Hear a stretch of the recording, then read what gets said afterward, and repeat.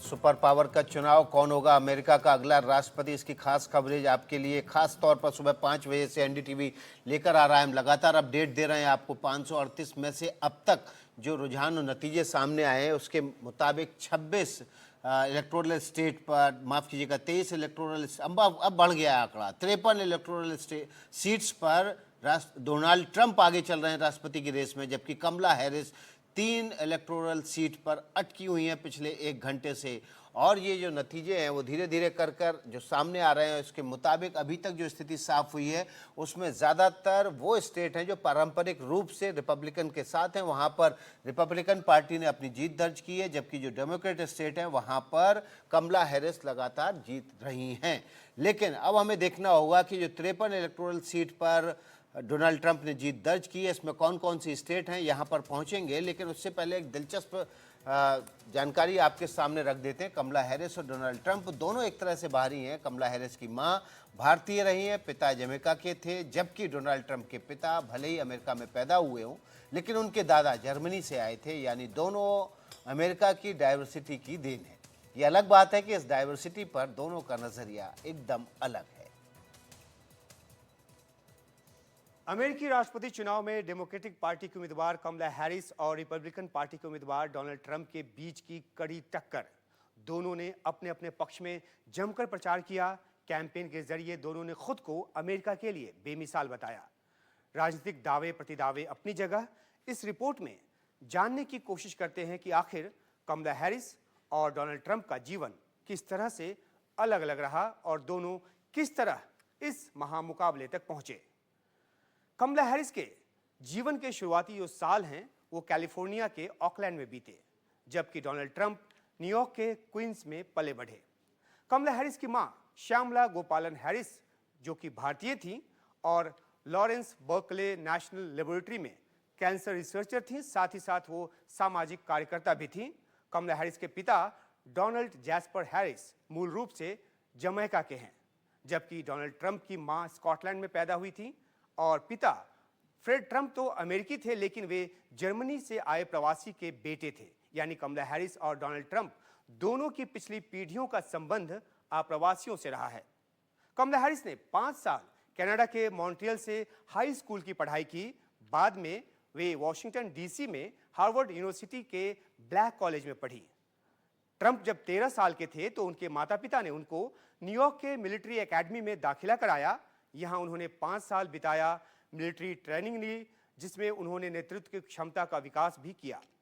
Harris को उनकी मां से नागरिक अधिकारों के लिए लड़ने की शिक्षा मिली और उन्होंने 2004 में वॉशिंगटन में Martin Luther King Junior freedom march में भी हिस्सा लिया। पेंसिल्वेनिया के यूनिवर्सिटी से डिग्री हासिल करने के बाद ट्रंप ने अपने पिता और परिवार का बिजनेस संभाल लिया। हैरिस कैलिफोर्निया वापस पहुंचकर राज्य के क्रिमिनल जस्टिस सिस्टम में उन्होंने अपनी जगह बनाई और अटॉर्नी जनरल के पद पर पहुंची। इस ओहदे ने उनको 2016 में अमेरिकी सीनेट का उम्मीदवार बनने में अहम भूमिका निभाई। जब हैरिस कांग्रेस में पहुंची उसी साल ट्रंप हिलेरी क्लिंटन को हराकर अमेरिका के राष्ट्रपति बन गए। 2019 में हैरिस ने डेमोक्रेटिक पार्टी के भीतर राष्ट्रपति उम्मीदवार बनने की कोशिश की लेकिन नाकाम रही।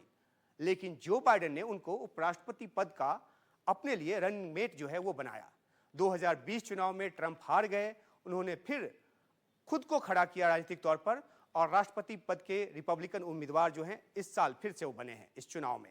डोनाल्ड ट्रंप पहले ऐसे व्यक्ति बने जिसे उनकी पार्टी ने तीसरी बार राष्ट्रपति पद का उम्मीदवार बनाया है और वो भी 2020 में हार जाने के बाद। कमला हैरिस राष्ट्रपति जो बाइडेन की अधिक उम्र के चलते उम्मीदवारी से हटने के बाद डेमोक्रेटिक पार्टी की उम्मीदवार बनी। कमला हैरिस पहली ब्लैक और एशियाई अमेरिकी महिला हैं जो राष्ट्रपति पद की उम्मीदवार बनी हैं और फिर दोनों के बीच इस कांटे के मुकाबले की शुरुआत हुई। तो आपने देखा दिलचस्प रिपोर्ट उमाशंकर सिंह की, और लाइव अपडेट के लिए भी उमाशंकर हमारे स्टूडियो में मौजूद हैं। लेकिन इस बीच वोटों की गिनती लगातार जारी है और डोनाल्ड ट्रंप 96 इलेक्टोरल सीट लेकर आगे चल रहे हैं, 96 इलेक्टोरल वोट से आगे चल रहे हैं, जबकि जो माफ़ कीजिएगा डेमोक्रेट उम्मीदवार हैं कमला हैरिस वो तकरीबन 24 इलेक्टोरल वोट पर आगे चल रही हैं। फ्लोरिडा, जॉर्जिया, इंडियाना, केंटकी में ट्रंप की पार्टी आगे है, जबकि साउथ कैरोलिना में भी ट्रंप की पार्टी आगे चल रही है। वर्मेंट, वर्जीनिया में कमला हैरिस की पार्टी आगे चल रही है। न्यू हैम्पशायर में भी कमला हैरिस की पार्टी आगे चल रही है। जो स्विंग है वो कम से कम 7% वोट का होने जा रहा है, और ये जो 7% वोट है वो डोनाल्ड ट्रंप के पक्ष में जा सकता है। शुरुआती रुझान बता रहे हैं कमला हैरिस को अब तक 44.2% वोट मिले हैं, जबकि डोनाल्ड ट्रंप 54.7% वोट लेकर आगे चल रहे हैं। कुल मिलाकर अभी जो नतीजे आए हैं सामने, जो रुझान सामने आए हैं, 538 इलेक्टोरल वोट में से उसमें 123 इलेक्टोरल वोट के नतीजे सामने आ चुके हैं। 96 पर डोनाल्ड ट्रंप और 27 इलेक्टोरल वोट लेकर कमला हैरिस आगे चल रही हैं। राष्ट्रपति की रेस में निश्चित रूप से अभी डोनाल्ड ट्रंप आगे दिख रहे हैं, लेकिन ये शुरुआती रुझान है। शुरुआती रुझानों की वजह से आंकड़ों में राष्ट्रपति बनते हुए फिलहाल डोनाल्ड ट्रंप दिखाई दे रहे हैं, लेकिन अब देखिए तेजी से कमला हैरिस आगे बढ़ी हैं और 3 पर अटकी हुई थी पिछले 1 घंटे से, और फिर 14 पे पहुंची, फिर 23 पर, और 31 इलेक्टोरल सीट के साथ कमला हैरिस तेजी से आगे बढ़ रही हैं। वॉर्मेट, वर्जीनिया में उन्होंने जीत हासिल की है। न्यू हैम्पशायर में भी कमला हैरिस की पार्टी आगे चल रही है। तो शुरुआती रुझान और नतीजों के जरिए ये आंकड़े आपके सामने आ रहे हैं। कुल मिलाकर 538 इलेक्टोरल सीट्स में से 127 इलेक्टोरल सीट के आंकड़े आपके सामने हैं। 270 इलेक्टोरल वोट जो हासिल कर लेगा वो अमेरिका का राष्ट्रपति बनेगा। फिलहाल डोनाल्ड ट्रंप उस रेस में आगे बढ़ते हुए दिखाई दे रहे हैं। उमा शंकर, आपके पास अपडेट। जी विकास, अगर हम फ्लोरिडा की बात करें तो फ्लोरिडा 2020 में भी ट्रंप ने जीता था, उनको 51.2% वोट मिले थे। बाइडेन को 47.9% वोट मिले थे और वो हारे थे। तो फ्लोरिडा भी परंपरागत तौर पे यानी पिछले नतीजे के हिसाब से ही आगे बढ़ता दिखाई पड़ रहा है। और दूसरा जो प्रोजेक्शन है ओक्लाहोमा का, वहाँ पे भी पहले ट्रंप जीत चुके हैं 2020 के चुनाव में, जबकि वो राष्ट्रपति चुनाव हार गए थे। उस वक्त भी उन्होंने इस स्टेट को जीता था।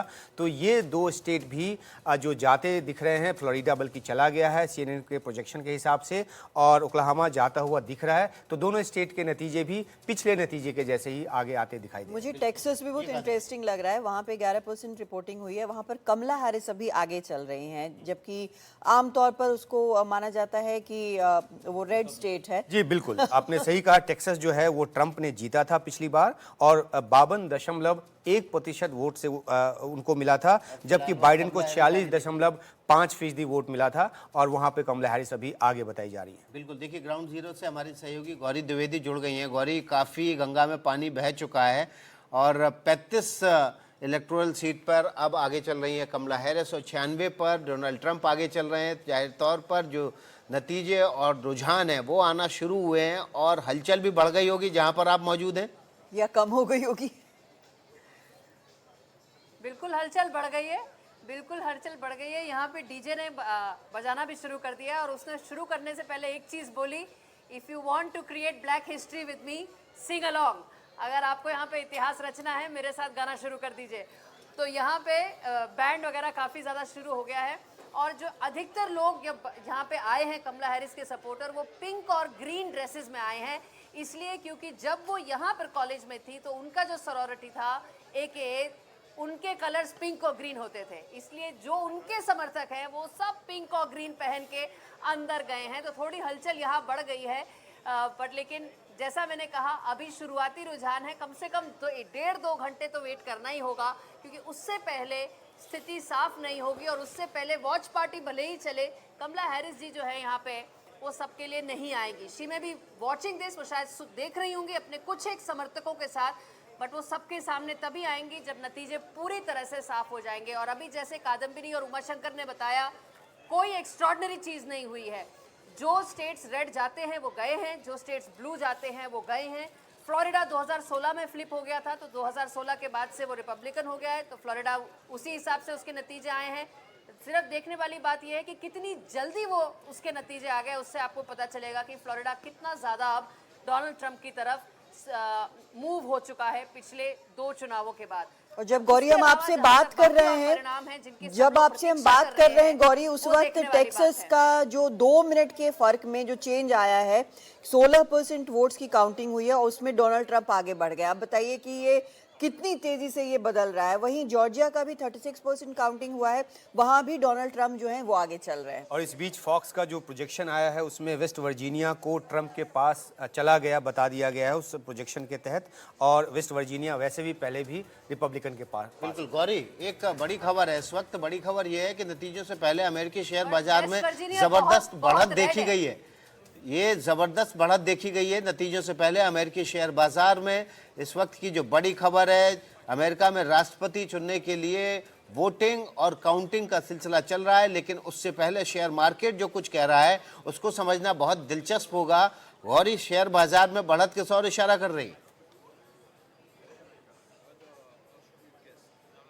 बहुत बहुत इंटरेस्टिंग है ये बात, क्योंकि मैं आपको बताऊं पिछले एक हफ्ते से जो दुनिया भर के मार्केट्स और सेंट्रल बैंक्स हैं वो सिर्फ यही इंतजार कर रहे थे कि कौन अगला अमेरिकी राष्ट्रपति होगा। एक बहुत बड़ा मुद्दा इस चुनाव में रहा है इकोनॉमी का, और सबसे बड़ी जो एक जनरल ट्रेंड रहा है, जो सारे पोल्स ने बोला है कि इकोनॉमी के मुद्दे पे डोनाल्ड ट्रंप जो हैं वो ज़्यादा इफेक्टिव माने गए हैं, उनकी मैसेजिंग ज़्यादा क्लियर रही है। और डेमोक्रेट्स की चाहे जितनी भी और मैसेजिंग सक्सेसफुल रही हो, अर्थव्यवस्था के तौर पर कमला हैरिस की नीति क्या वो करना चाहती हैं, ये सक्सेसफुल नहीं रहा है। स्टेनी हावर जो कि बहुत सीनियर लीडर हैं डेमोक्रेट्स पार्टी के, उन्होंने खुद मुझे इंटरव्यू में कहा कि शायद हम बेहतर कर सकते थे अर्थव्यवस्था को बताने में। इसके बैकग्राउंड में अगर शेयर बाजार में उछल आ रही है तो वो ये इंडिकेट कर रहा है कि शायद कुछ ट्रेडर्स, शायद कुछ इन्वेस्टर्स एक्सपेक्ट कर रहे हैं, उम्मीद कर रहे हैं कि जो कैंडिडेट ज़्यादा अर्थव्यवस्था को समझा पाया है शायद उसकी बढ़त ज़्यादा है और वो कन्वर्ट हो सकती है एक विक्ट्री में। बिल्कुल गौरी, जो शेयर बाजार में तेजी है उसमें चिप और टेक कंपनियां हैं, उनमें ज़्यादा तेजी देखी जा रही है और शेयर बाजार ओवरऑल उसमें जरूर उछाल आया है। अभी छोटा सा ब्रेक लेंगे गौरी, आप बने रहिएगा। ग्राउंड जीरो से आपकी लाइव रिपोर्टिंग हमारे दर्शकों के लिए बेहद इंपॉर्टेंट है। हमारे साथ स्टूडियो में उमा शंकर सिंह, कादम्बिनी शर्मा भी बने रहेंगे और खास मेहमान विवेक मिश्रा भी बने रहेंगे। छोटा सा ब्रेक, फौरन लौट रहे हैं।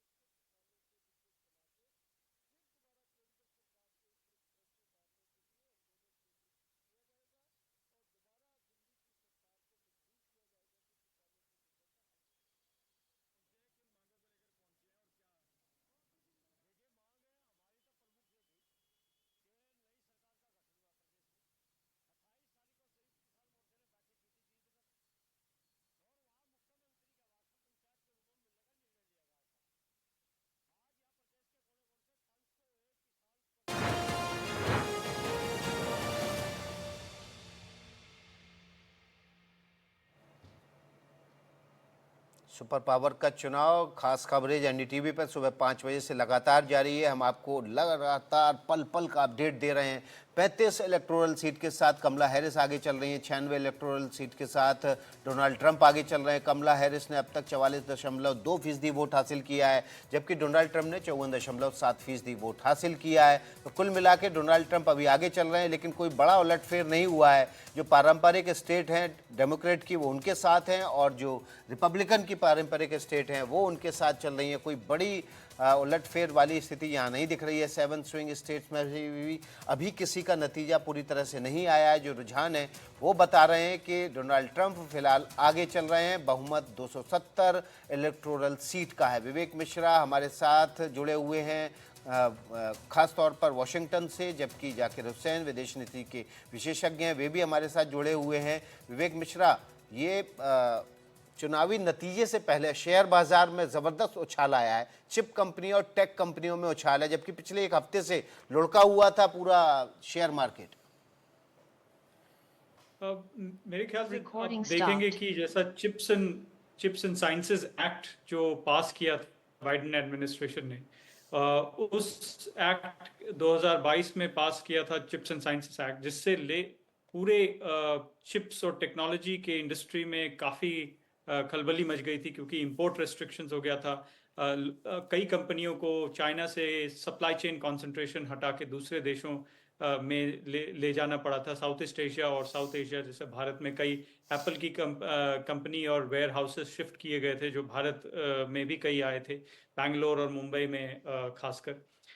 तो ये जो खलबली मची थी उसका एक रेस्टोरेशन शायद शेयर बाजार में देखा जा रहा है कि अब जो नेक्स्ट एडमिनिस्ट्रेशन आएगी, चाहे वो कमला हैरिस हो या फिर डोनाल्ड ट्रंप हो, एक स्टेबिलिटी होगी। क्योंकि कमला हैरिस को ऐसा माना जा रहा है कि नेक्स्ट एडमिनिस्ट्रेशन आते ही जो है चिप्स और टेक्नोलॉजी वगैरह पे काफ़ी सारे टैरिफ्स और नहीं अभी बढ़ाएंगे। तो एक स्टेबिलिटी के तौर पे नेक्स्ट एडमिनिस्ट्रेशन को देखा जा रहा है। मेरा मानना है कि इसी वजह से ये उछाल आई है, और एक जनरल ऑप्टिमिज्म भी है कि नेक्स्ट एडमिनिस्ट्रेशन अगर ट्रंप आगे चल रहे हैं तो काफ़ी मायने में जो है पॉलिसी चेंजेस होंगे। और उन्होंने साफ कर दिया है कि बाइडेन एडमिनिस्ट्रेशन के कई पॉलिसी को वो बदलेंगे। और पहले ही दिन आप देखेंगे कि कई राष्ट्रपति ऐसा करते हैं कि एग्जीक्यूटिव ऑर्डर्स इशू करते हैं, और ट्रंप ने खासकर काफ़ी सारे एग्जीक्यूटिव ऑर्डर्स ऑलरेडी अनाउंस कर दिया है कि क्या क्या वो कदम लेंगे। तो उससे एक ऑप्टिमिज्म बिल्ड होता है, उनके सपोर्टर्स में एक ऑप्टिमिज्म बिल्ड होता है, मार्केट में एक ऑप्टिमिज्म और एक एंटिसिपेशन होता है। मेरे ख्याल से इसी का वो ग्राउंड स्वेल है जो कि आप देख रहे हैं। बिल्कुल, देखिए जो विवेक मिश्रा बता रहे हैं कि ये टेक और चिप कंपनियों में जो उछाल आया है खास तौर पर वो एक खास वजह से आया है। लेकिन जाकिर हुसैन साहब विदेश नीति के विशेषज्ञ हैं, वो भी हमारे साथ जुड़े हुए हैं। ये समझना चाहेंगे कि अगर डोनाल्ड ट्रंप जिस तरह से आगे चल रहे हैं, अगर वो आते हैं वापस पावर में, राष्ट्रपति बनते अमेरिका का, तो दुनिया की जो अमेरिका की विदेश नीति है, खास तौर पर जो मिडिल ईस्ट में इस समय स्थिति बनी हुई है, उस पर क्या असर देखते हैं आप? देखिए, जैसा कि पिछले टर्म में ट्रम्प ने ये दिखाया कि हम युद्ध नहीं चाहते, हमें शांति चाहिए, हमें अमेरिका को फिर से ग्रेट महान बनाना है। ये तभी हो सकता है जब ये लड़ाई को रोकेंगे और लड़ाई को आर्थिक ढंग से लड़ाई शुरू करेंगे। और इस तरीके से देखते हुए हमें लगता है कि मिडिल ईस्ट का युद्ध रुकना चाहिए, और उस युद्ध को कुछ इस तरीके से रोकेंगे कि इसका आर्थिक जो मदद हो, फायदा हो, अमेरिका को मिले। तो इसमें यह है कि अब तक जो है 20 बिलियन से ज़्यादा जो है इजराइल को पैसा दे चुका है, जो अमेरिका के ऊपर एक बड़ा भार है। और इजराइल को देखते हुए लग रहा है कि उसकी इकोनॉमी बिल्कुल चरमरा गई है। कम से कम 30 बिलियन से 40 बिलियन डॉलर का इजराइल को फिर से मदद की जरूरत है। तो ऐसी स्थिति में ट्रंप ये नहीं चाहेंगे कि उसका पैसा फिर जाए, तो वो चाहेंगे कि ये युद्ध में रुकाव आए। दूसरा ये है कि अब्राहम एकॉर्ड में जो 3-4 अरब कंट्रीज थे उसका विस्तार ये करना चाहेंगे। अरब कंट्रीज को अपने साथ मिला के फिर से इन्वेस्टमेंट और टेक्नोलॉजी और सिक्योरिटी का कॉपरेशन बढ़ाएंगे, और उसके बदले में इनसे बहुत ज्यादा जो है पैसे की उगाही करेंगे। और ईरान के ऊपर जो है 2 ऑप्शन उनके पास है, चाहे निगोशिएशन करके उसको मामले को ठंडा करें या फिर सैंक्शन लगाएं। लेकिन पिछली पॉलिसी से देखते हुए नजर आ रहा है कि उन्होंने जो है न्यूक्लियर डील को बिल्कुल कैंसिल कर दिया था, वहां से विड्रॉ कर गए थे। तो ऐसा लग रहा है कि ईरान के ऊपर जबरदस्त सैंक्शन लगेगा और इसमें जो है चाइना को भी शायद घसीटा जाए, क्योंकि चाइना जो है ईरान का 90% से ज्यादा तेल खरीद रहा है। चाइना के साथ भी इनका मसला तीन है, ट्रेड, टेक्नोलॉजी एंड ताइवान। तो यहाँ पे लड़ाई नहीं होगी, बल्कि ये है कि 200% तक टैरिफ बढ़ाने का जो प्लान है वो इम्प्लीमेंट करेंगे, ना सिर्फ डायरेक्टली चाइना के साथ, बल्कि चाइना के साथ ये दबाव भी डालेंगे कि ईरान के साथ जो 92% ऑयल इंपोर्ट कर रहा है इसको भी कट कर दिया जाए। तो मुझे लगता है कि अमेरिका को जो उनका स्लोगन है, मेक अमेरिका ग्रेट अगेन, ये तभी जी हो सकता है जब इकोनॉमिकली जो है अमेरिका अपने को असर्ट करेगा। आप जानते हैं कि 35 जी ट्रिलियन से ज्यादा उसके ऊपर कर्ज है। तो अगर ये कर्ज बढ़ता चला गया तो अमेरिका की इकोनॉमी खुद ही कोलैप्स कर जाएगी, और अगर इकोनॉमी कोलैप्स कर जाएगी तो वर्ल्ड जी की पुलिसिंग रोल जो है वो खत्म हो जाएगी। ओवरऑल ट्रम्प ने ये मैसेज दिया है कि हम अमेरिका को इंटरप्राइज बनाना चाहते हैं, जी न कि वर्ल्ड पुलिसिंग का। तो अभी जो जाकिर हुसैन साहब, स्टॉक लेकिन मार्केट का जी ये एक चीज वैसे विकास में बोलूं कि ट्रम्प शायद अकेले ऐसे अमेरिकन प्रेसिडेंट होंगे जिन्होंने कोई वॉर शुरू नहीं किया। बिल्कुल। और ये दिलचस्प और एक आंकड़ा बात है। मुझे जाकिर हुसैन एक बात मैं ये साहब, बताना छोटा सा चाहूंगा। ब्रेक लेना होगा। बहुत बहुत जी। शुक्रिया सभी खास मेहमानों का, विवेक मिश्रा, ओवैसी, तौहीद और आपका भी। और अभी छोटा सा ब्रेक लेंगे, ब्रेक के बाद फौरन हाजिर होते हैं। 8 स्टेट जा चुके ट्रम्प।